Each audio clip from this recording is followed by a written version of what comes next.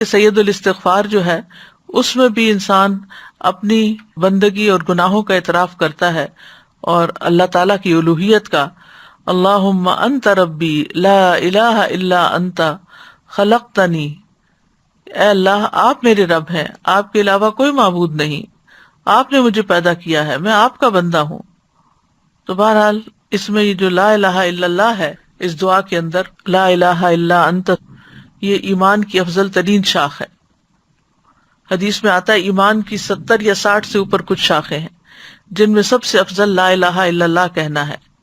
ایک اور جگہ پر آتا ہے افضل ذکر لا الہ الا اللہ ہے. سچے دل سے لا الہ الا اللہ پڑھا جائے تو آسمان کے دروازے کھل جاتے ہیں. یہ اللہ کی رحمت پانے کا سبب بھی ہے. نبی کریم صلی اللہ علیہ وسلم کی شفاعت دلانے والا کلمہ ہے. رسول اللہ صلی اللہ علیہ وسلم نے فرمایا قیامت کے دن میری شفاعت کی سعادت سب سے زیادہ حاصل ہوگی اسے جس نے لا الہ الا اللہ خلوص دل سے کہا، یعنی سب سے زیادہ میری شفاعت کی سعادت اس کو ملے گی جو سچے دل سے لا الہ الا اللہ کہتا ہے. پھر یہ لا الہ الا اللہ مصائب سے نجات دلانے والا کلمہ ہے.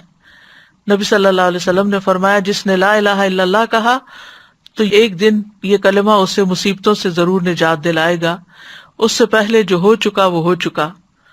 پھر جنت میں لے جانے والا کلمہ ہے من مات وهو يعلم انه لا الہ الا اللہ دخل الجنہ، جو شخص اس حال میں فوت ہوا کہ وہ جانتا تھا کہ اللہ کے سوا کوئی الہ نہیں، وہ جنت میں داخل ہوگا. ایک اور حدیث کے مطابق اس کلمے کی وجہ سے انسان کو آگ سے نکال لیا جائے گا، اور مرنے والے کو خاص طور پر اس کی تلقین کرنی چاہیے. نبی صلی اللہ علیہ وسلم نے فرمایا اپنے مرنے والوں کو لا الہ الا اللہ کی تلقین کیا کرو، کیونکہ جو شخص لا الہ الا اللہ پڑھتا ہے تو پھر جنت میں جانے سے اسے کوئی چیز روک نہیں سکتی.